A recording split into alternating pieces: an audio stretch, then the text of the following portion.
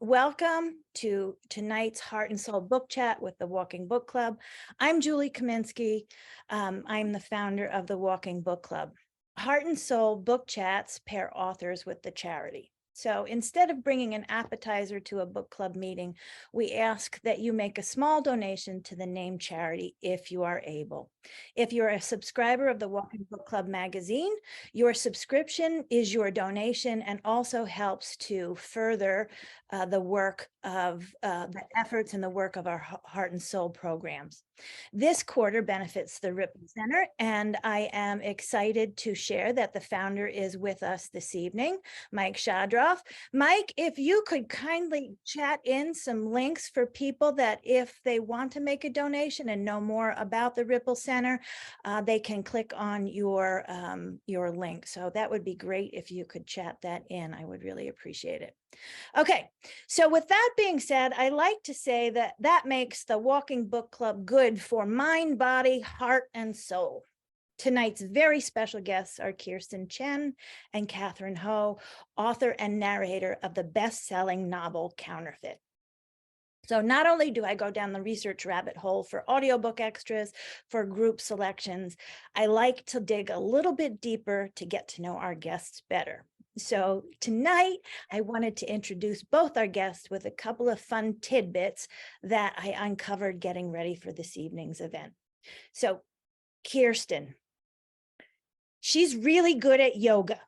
And from the looks of it, from some of her social media posts, the pandemic did not stop her yoga practice, and her kitchen doubled as her yoga studio on some days. You are really good at yoga. Oh, thank you. Kirstin is the author of 3 books so far. Her first book, Soy Sauce for Beginners, was published in 2014. Her next book, Bury What We Cannot Take, in 2018. And what we're here to chat about tonight, Counterfeit, which was published earlier this year, 2022. And hopefully we'll get to hear a little bit more about her 4th book later on this evening. But I have to say, Kirstin, I hope we don't have to wait a full 4 years. You probably will, but I'll try to write a little But it faster. sounds like a good one. I have that. I have some questions for that at the end, so I'm excited to hear more about that. So welcome, Kirstin. Thank you. I'm thrilled to be here. Okay, Catherine, welcome to Catherine. Catherine trained as an actress, but found her calling as a narrator. Her voice can be heard in over 90 audiobook titles, and she has received numerous awards, including Audiophile Best 21, Audi finalists, Earphone Awards, and just yesterday was awarded a top narration award for her voice acting in Counterfeit from Audible. So congrats to Catherine and welcome to you both. Thank you. Okay, so Kirstin, one of the things that jumped out at me when I was prepping for tonight's event was the evolution and the process of getting Counterfeit to publication. You shared in some of your interviews that your concept or the idea of Counterfeit was a passing comment to your husband that you were going to do a book that didn't require as much research, wink, wink. And then I heard you talk about the draft process, the outline process, the iterations, the submission, the edits, the pre-publication, the publication, the touring, and somewhere in the middle of that mix, you were picked as a Reese Witherspoon selection, which I'm sure added a level of energy and commitment to your already very involved publishing process. So my question to you is, do you have a favorite or least favorite part of your writing process and why? That's a really difficult question. Thank you all, by the way, for taking the time to come out tonight. It's really, really lovely. I love meeting with book clubs, especially because this is a book with a lot of spoilers. And when you meet with people who've already read the book, you can talk much more freely. It's a lot more fun. And then, as I mentioned to Julie, this is the first time that Catherine and I are actually meeting face to face as well. So that's a delight. Yes, so Julie, you gave a great summary of the process for getting a book to publication. I think I try not to think too much about what I like most and what I like least in writing. I mean, I think that if you think too much about, you know, what you like and what you dislike, then it's very difficult to kind of focus on the task at hand. You know, writing is hard, writing a book is hard. Many things are hard in the moment and then wonderful in hindsight when you look back, you know, so I try my best to kind of take my emotions out of it. And I don't think about, you know, do I feel inspired today? Do I feel like writing today? Is this a good writing day or bad writing day? I really try to take the emotions out of it, which is where the yoga comes into play, by the way. I think of my yoga practice as part of my writing practice because I think it gets me into that mental space where I'm not thinking about exactly what I said, the kind of vagaries of my emotions. And so I have a very regimented approach to writing. When I'm drafting, I try to write 1,000 words a day. When I'm revising, I try to work in 2-hour chunks. And like I said, you know, I don't think about like, do I feel like writing today? You know, do I feel like, you know, it's just something that I kind of build into my day. And it's just kind of something that it's almost like muscle memory. You know, I try to just make it as routine as possible, much like meditation or yoga, if that's something that you practice. You know, the idea is to quiet your mind and not to kind of think about how you're feeling at every moment. I think that might resonate with some of our members who are also authors themselves. So thank you for sharing that. In terms of process, Catherine, we've had the pleasure of hosting several narrators over the last couple of years, and I am not only fascinated by the process, but how different and skilled, how different narrators approach it differently, and how skilled audiobook narration is. So same question to you in a way is, what is your process for getting ready, and how do you manage getting so many different voices and roles and characters? For me, I think, you know, and when Kirstin was talking about wanting to write a book with less research, for me, a lot of the part that's hard is when you get the book, sometimes there are lots of words or words from, you know, in different languages that you have to research. And that can be hard because I really just want to get in there and play, you know, I mean, especially when you're working with a book like Counterfeit, which for me, I think it's just such an excellent book. I mean, it's just constructed so well. And I think somebody mentioned in the chat how they really liked when the narrator changed. And for me, that's like such a gift, right? You know, you get into this book and it's exciting to really get deep and get into the characters and get into the narrative voice. But then when you're thrown something like a whole different narrator to play with, it's just like, I love it. Like I was delighted when I saw that. I just think, just in terms of telling the story for the reader or the listener, it's so amazing to hear that because that was brought into the story in such an amazing way. So I guess for me, it's all of the pre stuff can take a long time, and it's got to be right, right? If it's wrong, if it's like if you're mispronouncing names, if you don't have like the sound and music of whatever language is being used and it incorrect, it really can throw the listener off. And so that part, you know, I love it. I love words. So a sick part of me really loves it, but it's also, it takes a long time. And I just want to get in there and you find all those things, the character beats, the way people sound, how they interact with each other. When you're, for me at least, when I'm kind of in there, I think about it before I get in, but once I get in there, I'm like, that's when I'm really like, okay, this is when it's happening.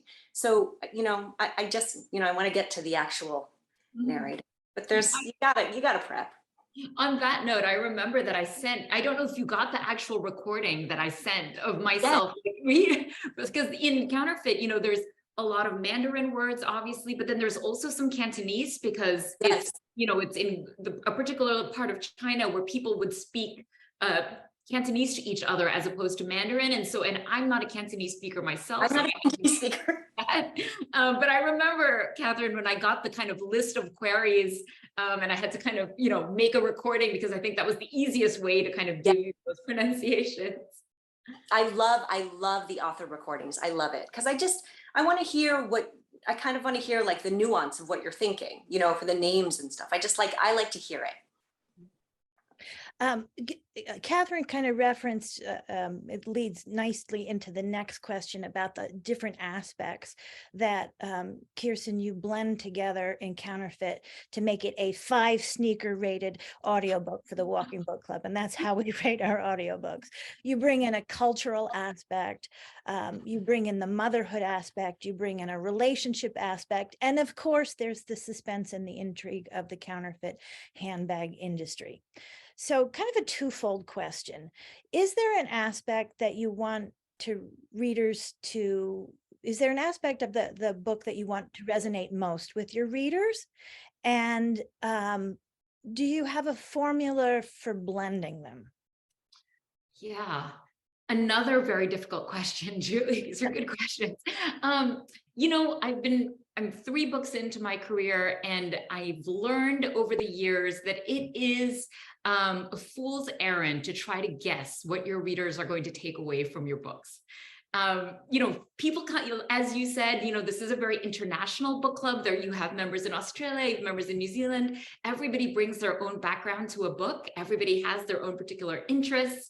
And so I've learned to kind of, you know, once a book is published, I kind of just let go and I don't think about, you know, what any particular reader would take from it. But, you know, that's just to say that I'm happy for people to engage on it on any level. You know, like you said, you know, some people are, you know, I've had like diehard crime and mystery readers gravitate toward the book. I've had people who are really into designer handbags pick up the book. I've had people who are really into counterfeit designer handbags pick up the book. You know, like people come from, you know, people have kind of come from many different areas. And when the book was on submission, I remember one of the editors that I talked to who was interested in the book described it as a Trojan horse. You know, she was like, this is a book that is so shiny and there's so much stuff to look at. There's fashion, there's crime, there's like a mystery, there's a confession. But then inside of that, it's a book about race and being a person of color in America. And I think that to me, this book was always about 2 women subverting the model minority myth. That was always the heart of the book for me. And the counterfeit handbag scheme was just a really fascinating to me way to illustrate that, you know, to kind of show these 2 women who set out to subvert the model minority myth by weaponizing that stereotype against the people who are stereotyping them. You know, like that's really what's at the heart of that dynamic with the twist. But again, you know, some readers see that, some don't, some see it, but gravitate more to other aspects. None of that. I'm happy and grateful that so many readers have picked up the book at all. Well, I love your answer, and I just want to say that you can love it for so many different reasons, for the cultural aspect, for the relationship aspect, for the mystery and the suspense, from the way it's told. So there were so many aspects that I personally enjoyed, and I want to, you know, just 5 sneakers for how you blend it all together, and it just, you could go down a rabbit hole of each one of those, of loving it. And kudos to you for a magic formula, and what resonates with the listener, it sounds like, is different for everybody. Okay. So tonight, one of my favorite aspects of a Heart and Soul book chat with the author and the narrator is when the narrator reads with the author. And just a little side note for everybody, sometimes authors and narrators have met and sometimes they haven't. And this will be the first time that Catherine will read with Kirstin, and Kirstin gets to hear Catherine live. So that's kind of exciting. And I want to thank you for your bravery for doing that this evening. So with that, Catherine, whenever you're ready, we'd love to hear you read. Thank you. Thank you. So this is from the first opening. This is from the opening pages.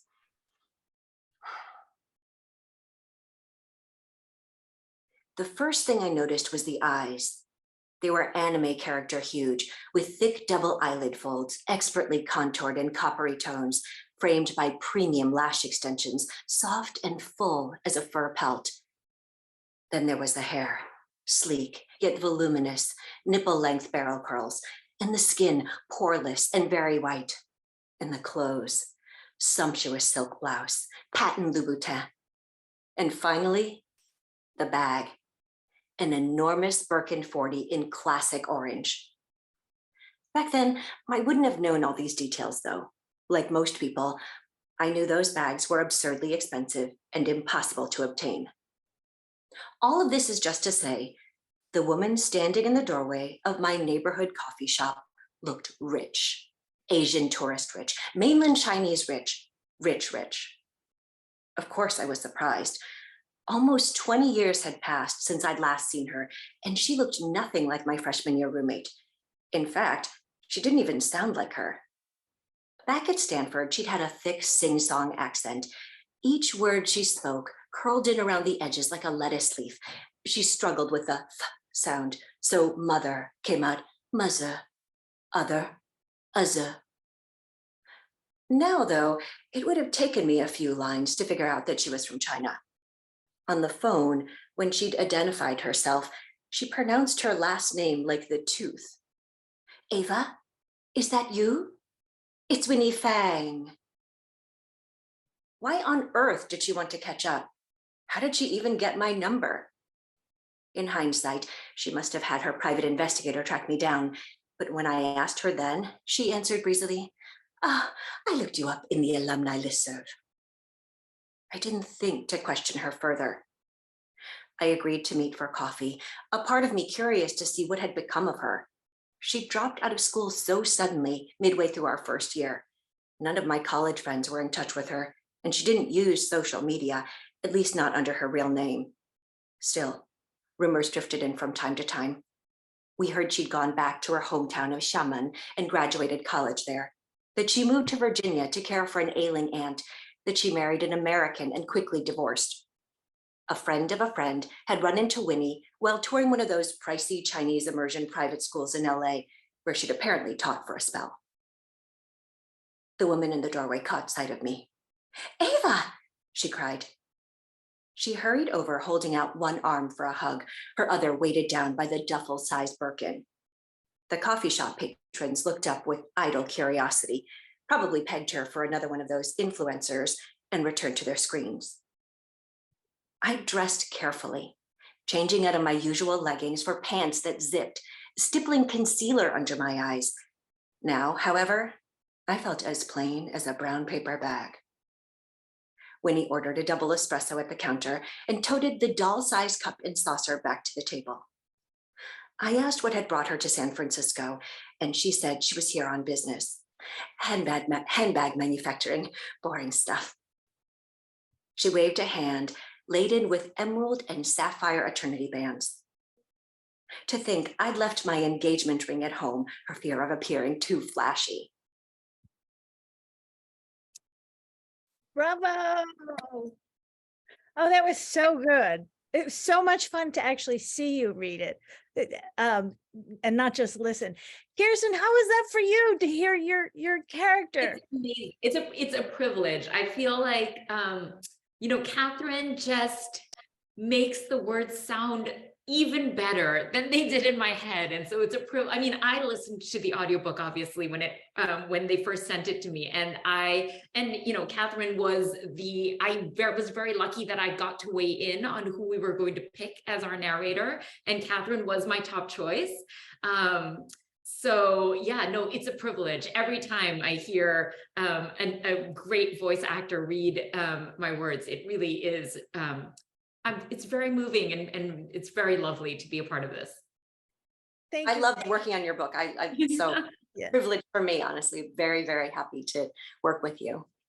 It was such a treat to see you read it. I mean, we listen, and you are a 5-sneaker narrator, so 5 sneakers. But it was such a treat to be able to see you read it after listening to it, and to have both of you in the room while you were reading for us. So now I have a question for both of you. As you look at your bodies of work, Kirstin, you've got 3 books completed, a 4th in the works. Catherine, 90 audiobook narrations to your name. Is there one that stands out as most meaningful not necessarily the easiest or the most successful, but the most meaningful, maybe in terms of challenge and growth? Gosh, I think for me, every book that I've written, I reach a point in the process. And as you mentioned, Julie, I'm a fairly slow writer. It takes me 4 to 5 years on each book. With every book, I've reached a point in the writing process when I think I'm going to have to give up. Like this is like this is how every book has gone, say two or 3 years in, I reach a point where I think I've written myself into a corner and there's a problem that I just can't solve. And I'm going to have to abandon the book. And now that I've done it 3 times, when I reach that point these days, I realize that particular moment is telling me that this is exactly the book I need to write.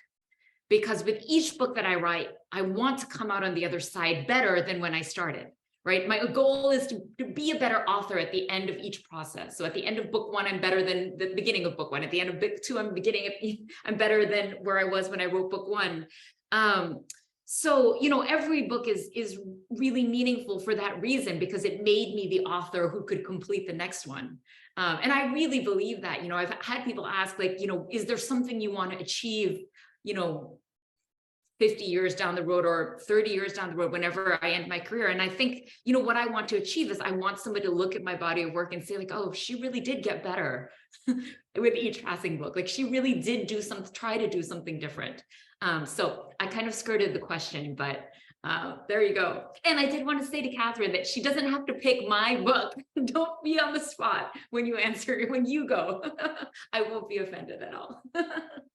I mean, honestly, when you get a book like yours, first of all, I find your book very complex and very interesting. And I loved what you were saying, because I definitely felt that when I was working on it in the narration, that, in the beginning, she's confessing to this detective. So a lot of it is about her feeding the detective what she feels the detective will believe about her. So it's about like how she's seen. And I just, and then when it changes to third, suddenly it pulls back and you're seeing like the truth, right? You're seeing what's really happening. And I find that very interesting, because it's kind of our first clue, or a very big clue. It's like a big conceptual clue that this book is about how we are perceived. And I think that's really genius. I actually, if you're talking about challenges, probably the most challenging book that I narrated. And this is interesting, because I've done a lot of different types of book, literary fiction and more experimental, and all those things are challenging in their own way. And in fact, like a YA book is challenging in its own way. Every book has comes with it its own set of complications that you need to deal with and think about.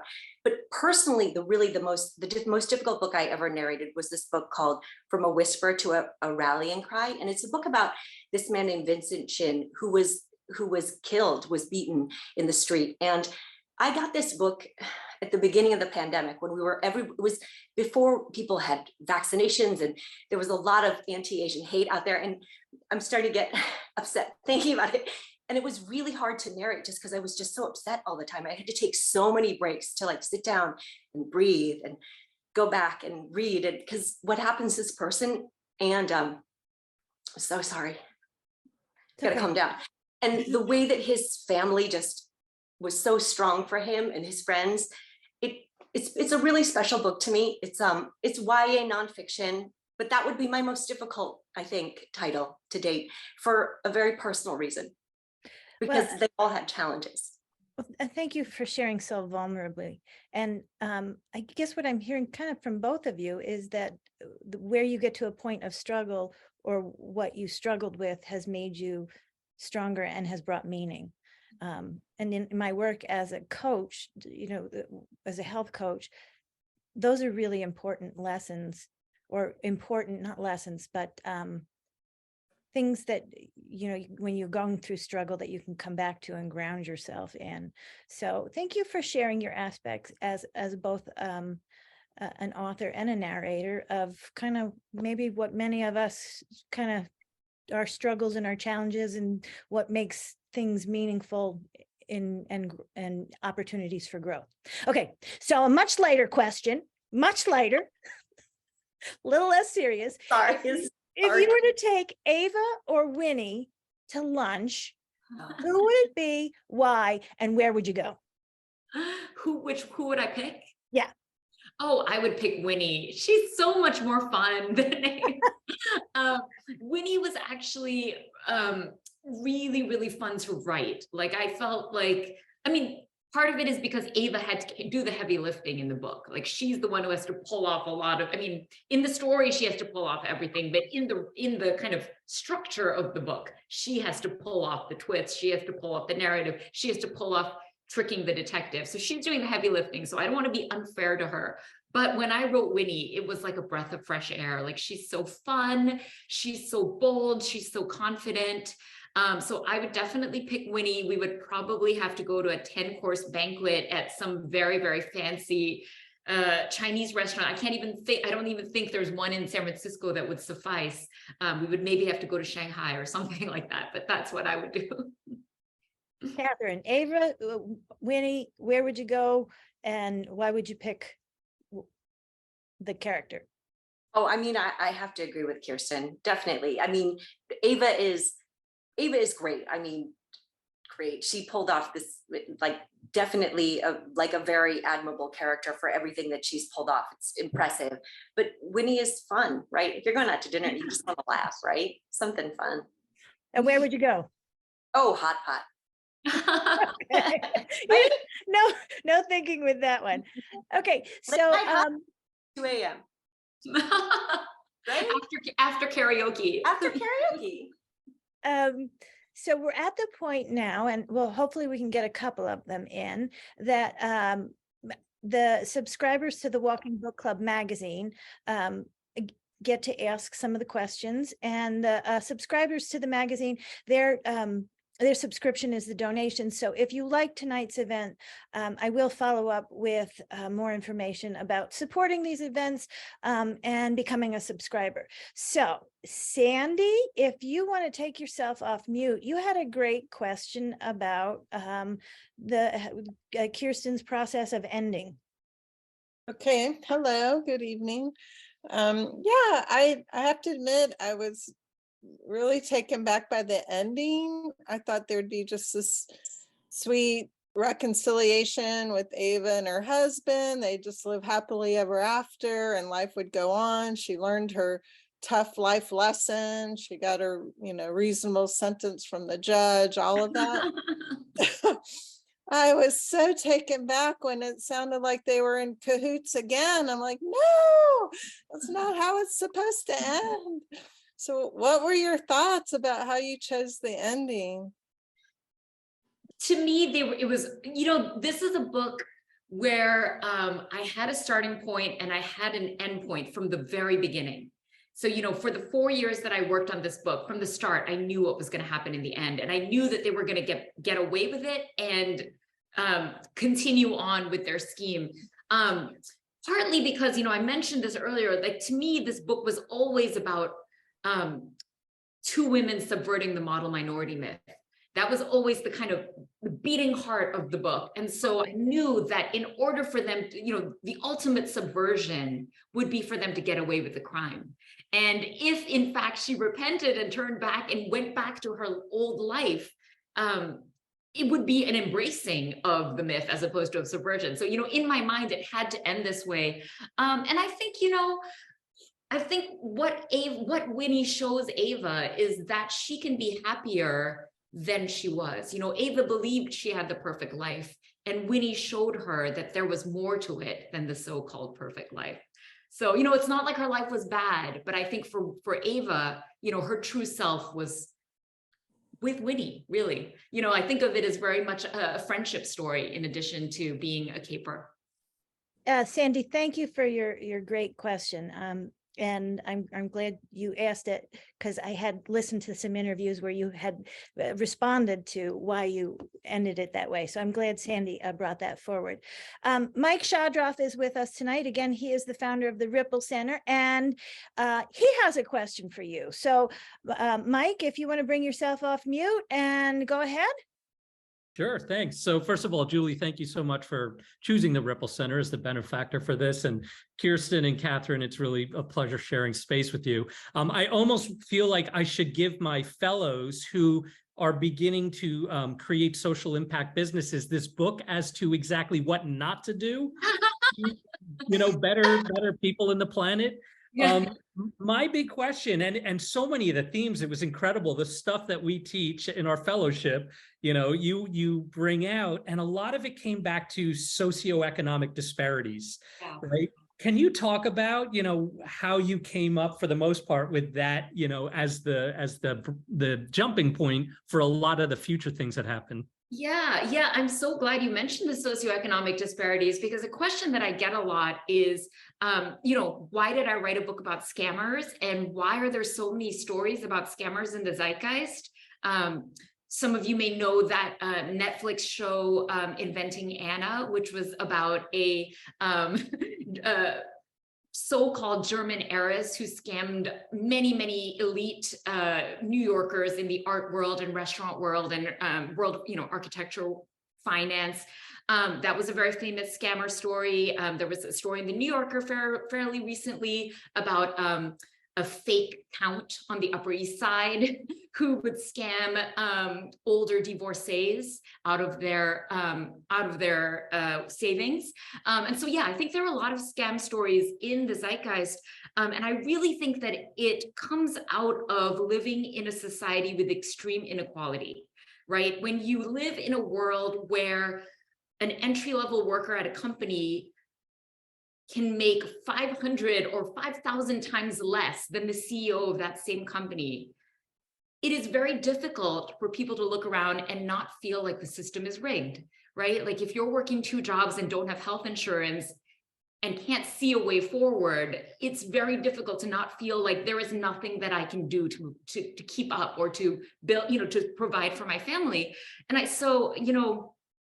in some ways, becoming a scam artist is the logical response to living in a world like that. I'm not saying that all of us should be scammers, but you can understand it when somebody feels like there is nothing I can do to keep up or to survive. What other option do I have? And look, the women in this story are not that. They are extremely privileged. But I do think that it is a story that could only come out in this very late stage capitalist society where, and in particular in San Francisco, which is kind of ground zero for income inequality. We have routinely 25-year-old millionaires walking down the street past unhoused people because we have an incredible homelessness problem, and that's the reality of living in many cities and towns in America. So that was what I was thinking, Mike, when I was writing this book, just kind of how one responds to that.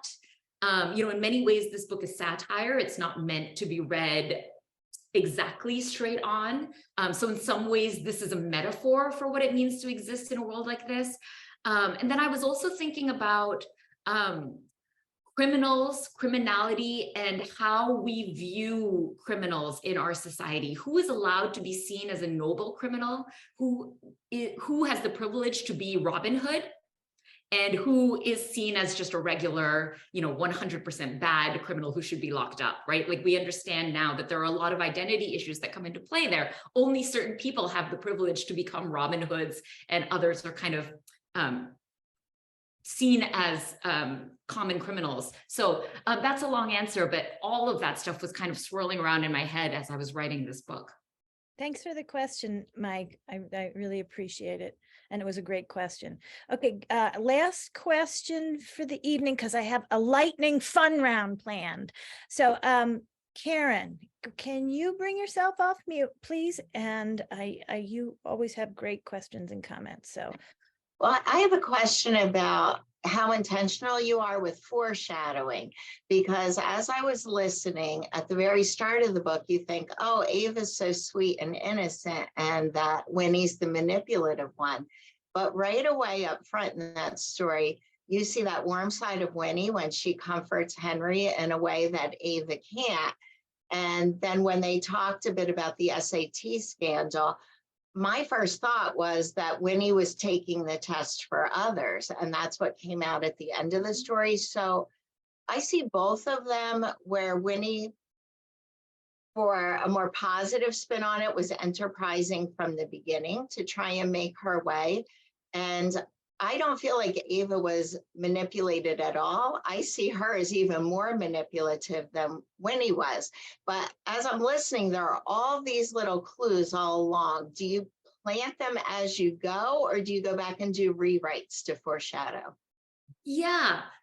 So from the beginning, I had this image of these two women looking in a mirror, and that they're in some ways a reflection of each other.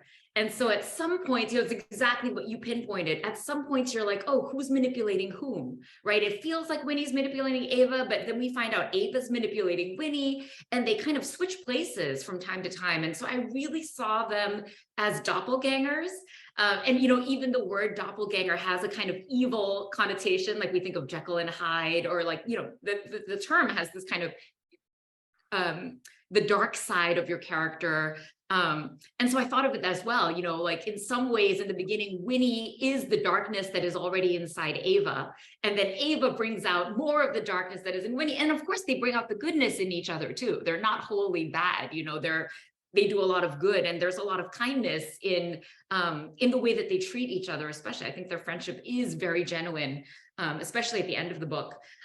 So I knew that from the beginning, but then, a lot of the details, you can only do so much in a first draft when you're still trying to figure out the plot. And so a lot of those additional foreshadowing details I layer on once I have a really clear picture of where I want to take the story. Wow, great questions tonight from our Walking Book Club magazine subscribers. Thank you very much. So I thought as we get to the end of this evening, we'll try something new, a lightning round of fun for both Kirstin and Catherine, because we've been very cerebral tonight with our questions. So let's do some fun stuff. So rapid fire, answer, don't think too much. Handbags, status symbol or fashion accessory? Both. Fashion accessory. Okay. Last handbag you grabbed going out the door. What was it? Oh, I have my marketing team made these fantastic tote bags. I will go grab mine, but I have themed tote bags for my book. I will be right back to show that. Catherine, you answer. This one. Very boring. Mine's a backpack. And a backpack, actually, yes. Oh, can you see that? This is the only bag I carry. Oh. Oh. Here we go. Because of my background, you can't really see it, but they made these great tote bags. And then Love it. Yeah, I love the saying on it. Yeah. Okay. So I went down that rabbit hole of handbags for Counterfeit. Oh my God. Crazy beautiful and expensive purses out there. So what would be your fantasy handbag? Oh, for me, it would be an Hermes Birkin. Color? Red. Gator or leather? Oh, leather. Okay. I'm not into Catherine, fantasy handbag. I mean, you have to say the Birkin, right? Color? I saw one once on like some website, and it was beautiful, and it's called like Himalaya something. I don't. That's crocodile. It's That's like the Bentley of the Birkins. Yeah, like that. It was I've never really thought about it, because obviously, why would I think about that? When I saw that, I was like, wow. And I mean, and now I own one. Who would you cast as Winnie and Ava in your screen adaptation? Oh, that's a tricky question, because we're in negotiations right now, and I cannot even jinx. You can't. I can't even look at you. Okay. I cannot. You know how everything's confidential. Yes. Yeah. So Yeah. I'm not even answering. I listened to your interview where you said you got the call in December for the June selection. That's a long time to have to sit on such a tidbit. It really was. It really was a long time. Catherine, anybody that comes to mind for you, or you? I'm not privy to that, but I know. I'm excited to see who ends up in this. Yeah. I think it's going to be really fun. It's going to be great. Me too. Are you allowed, Kirsten, to share any timeline of that, or is that also kind of? I mean, we're in the early stages. So we're negotiating with the lead actor who will play Ava, and then also the showrunner. And once those are in place, I think we can announce both of those people. Well, I did. But I mean, Catherine has more information than I do. These things, from what I can tell, take years and also have almost no chance of getting made. So Well, we hope that's not the we'll case. see. Yeah. And I did Google trying to find the answer to that and came up with nothing. Nothing at all. Okay, last question before we get to the final question of the evening. Our community is based in happiness and health. What are your non-negotiables for your own happiness and health? Oh, yeah, for me, that's easy. I do 2 hours of yoga and meditation every day. And when I first started this, I used to feel very guilty about this. Like I used to feel like, oh, I was very embarrassed to talk about it because I felt like I could be doing something else. Like I should be writing. And instead I'm doing this for 2 hours. And now that I've done this for close to 10 years, I realized that my writing and my meditation and yoga have taught me more and have made me a better writer than anything else in my life. So, now I embrace it. And I think, it's my therapy, my church, my exercise, and my writing and my writing coaching. So, really 2 hours is very, very efficient for all of those things. Well, I might have to use that in some social media posts. Advice from Kirsten. Catherine, a non-negotiable for you? I am definitely exercise, even if it's just getting out and going for a walk every day, just moving my body. But I guess it's not really a non-negotiable, but it's just how I know that I'm just very happy every day is green juice. I am sort of a green juice enthusiast and green smoothie enthusiast. Pretty much anytime anybody gives me either of those things, I'm very happy and I will drink it. Excellent. So, wow, I can't believe how quick the evening went. 2 closing questions for both of you. Catherine, can you share any of your next projects and how can we follow and support your work? Oh, all of my stuff's available, Audible, all your normal audiobook places. I am not very active, but I have Twitter, the Cathbird, and upcoming books. I just had a YA release called The Obsession by Jessie Sutanto. It's really fun. It's not what you expected. And it's like the person who is being chased ends up, you'll see, but it's a lot of fun. And I just did a literary fiction book that I'm really excited about. It's very cool. And it doesn't release until, I don't know when that date is released, when it releases, because it was a bestseller in its home country, but this is the translation and it's called The Age of Goodbyes. Wonderful. Give it a listen. It's a really interesting, exciting book. So I saw, Kirsten, you added some chats, some links to the Yes. chats, and I will forward that to everybody that is on the call tonight so that they have it. Oh, yes. If any of you are on Goodreads or Amazon, good reviews always help. So I would appreciate that. Definitely. Everybody write your review on Goodreads and Amazon, and then we will do a review on our page and put it out as well. So question to you. Kirsten, I heard a little bit in your interviews about your next book, and I'm excited for it. Is it still going to negative control? And can you tell us a little bit? Can you give us a few teasers? Yes, I'm actually under contract for my next 2 books, and I was just talked into writing a different book first. So I'm still working on that book, which is now called The Cure. But the current project is, which I haven't given any interviews about. So Julie, you don't know this either, is it's called Tech Wives. And it is set in Silicon Valley, and it asks the question, what if Mackenzie Bezos and Priscilla Chan were best friends? You heard it here first. We have the scoop. I was thinking it was going to be the pediatric cancer cutthroat world of nerds. Yeah, Succession. But wow. I'm so glad you shared that with us. I want to express my immense gratitude for both of you for coming out and giving of your time. Once again, this is a heart and soul book chat. Instead of bringing an appetizer, please consider making a small donation if you're able to the Ripple Center, or better yet, support the Heart and Soul programs. You can subscribe to the Walking Book Club. The proceeds go to the charity of choice, and they support our work. With that, I want to say thank you for coming out, and thank you for our audience. We've kept them over a few minutes, and thank you for the bonus time. And I will say good night, but I will also stay on if anybody has any questions about the Walking Book Club or about Heart and Soul programs. But if not, again, thank you to everybody who came out, and to our special guests, Kirstin and Catherine. Good night.